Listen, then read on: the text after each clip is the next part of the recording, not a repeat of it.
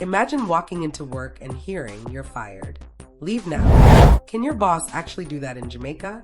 This is Work Smart Jamaica, where workers learn their rights in plain English. Let's get started. Jamaican labor law says dismissal must follow due process.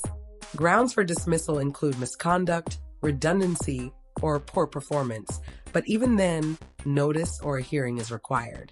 Suspended on the spot or immediate removal from the workplace is only valid if there's gross misconduct, examples theft, violence, or fraud.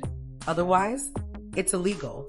Unless you have committed serious misconduct, your boss can't just throw you out instantly. There's a process. Have you ever seen this happen at your workplace? Drop a comment below. Let's make sure every worker knows their rights. Don't just work hard, work smart. Know your rights, Jamaica.